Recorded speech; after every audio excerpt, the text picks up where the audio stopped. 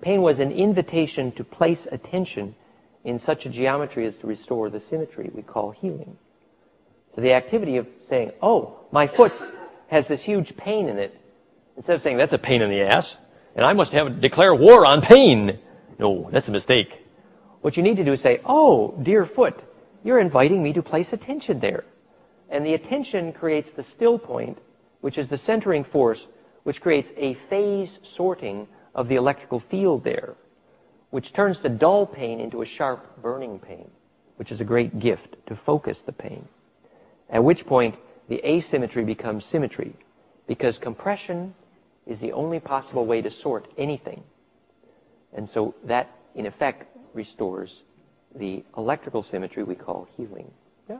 The question was, what do I think, thank you, what do I think of the most appropriate nonlinear energy device source, the new energies technologies?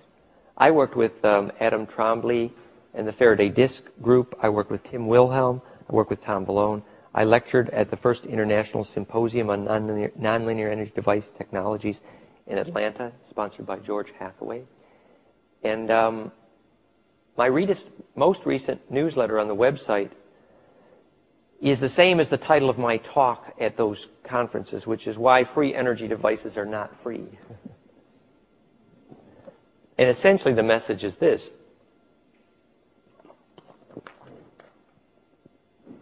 Anytime you arrange capacitors in that symmetry, fractality, you make voltage from gravity. It's not hard. Every one of those devices I lectured about was ultimately based on self-similarity of charge, golden mean ratio-based embedding. Mechanically induced implosion. What mechanically induced implosion, for those who were here last night, you remember the top-down view of that model of DNA, Earth grid, and zodiac is simply 10 spirals of the golden mean.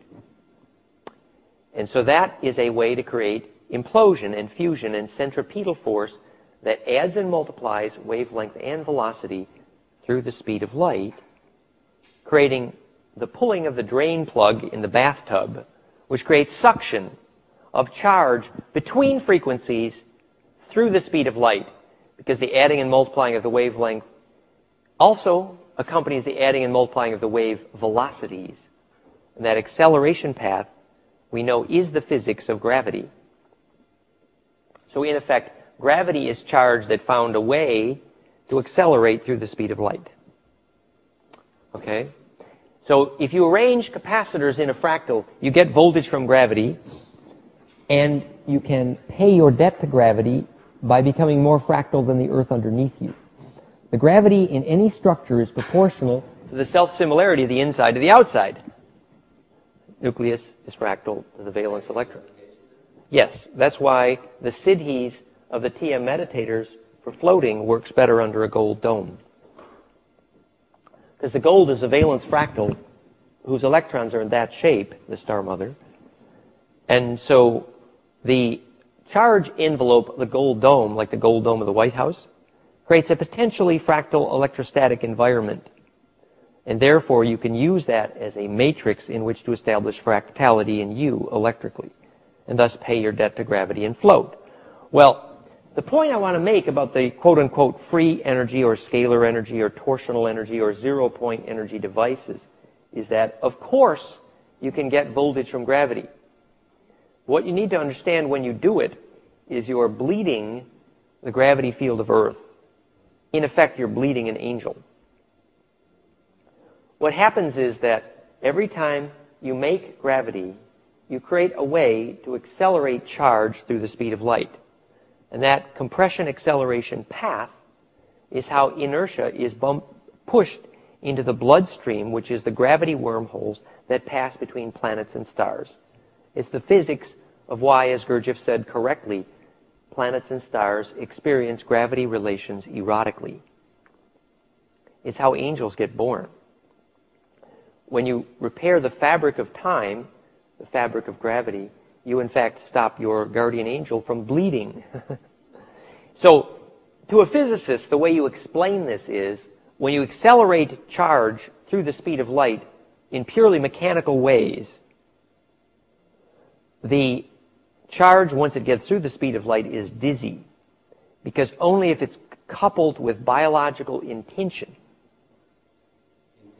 I'm talking about any structure which is biologically fractal enough to be a Holy Communion device, of which DNA is an excellent example. Okay?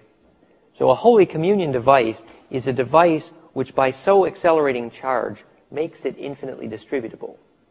It's the physics of the secret life of your cells.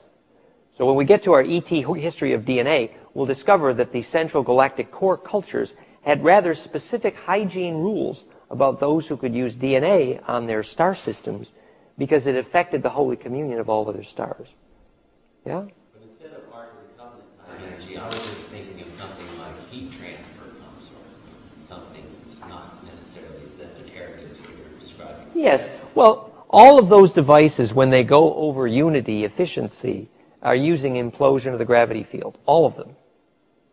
So essentially what our yearning is when we say, I got an energy crisis, my planet is dying. What we mean is we are kids who failed to be weaned. Okay? Weaning is the process by which you go from the stored sunlight. We're driving around in cars powered by dinosaurs farting. The ETs consider that humorous, right? Okay, the reason we're doing it is because we have not been weaned. The weaning process is the activity of learning to metabolize starlight directly. And that is the glandular skill required to extract voltage from gravity, which is specifically the problem. Yes, glandular skill to extract voltage from gravity. And I learned how to do that by studying the spectrum analysis of the EKG at the moment of bliss and love. Okay, so when I was lecturing internationally on nonlinear energy device technologies, I stopped the day I first spectrum analyzed an EKG during love because I'd realized I'd found the answer electrically. Okay, so the process of weaning off of fossil fuels, the only possible sustainable end to the energy crisis is the biological skill to attract charge. That relates to then what we'll get to when we look at the heart tuner, measuring life force, the extension of Celestine prophecy as we discussed last night. Not only are all human interactions about charge, and I mean specifically capacitance, which replaces words like orgone and baraka and chi and shaktipat, okay? But also I mean specifically that life force is the ability to attract and self-organize charge. And that ability to make the self-similarity to do that is the role of mind among waves, to teach waves to agree enough to make that centering force. At which point the energy crisis is over. Until which point, however, the gene pool is sucking a mother that's dry. Okay? That's the only long-term solution. Literally, biological bliss is the only possible long-term solution to the electrical nature of the energy crisis. The question was how shape relates to feeling and how that, for example, could be a clue to healing AIDS, was the question, to repeat it. The article that I would recommend is soulinvitation.com/cancer, which is on the CD and on the web in the cancer folder.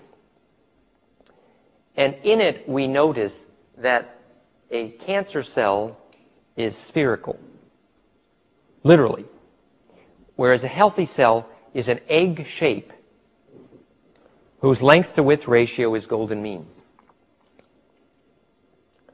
Okay, so remember last night when we were discussing how the egg arranges its nonlinear dielectric capacitance, the egg white, into the symmetry of an egg in order to become a projectile for sending and receiving charge. So the symmetry of the cell's ability to project and receive charge determines whether you have AIDS or cancer. Specifically, cancer occurs at the moment at which the cell membrane fails to respond to touch by inhibiting replication. So the only definition we've ever had for cancer is something called contact inhibition. That is, if the cell touches another cell,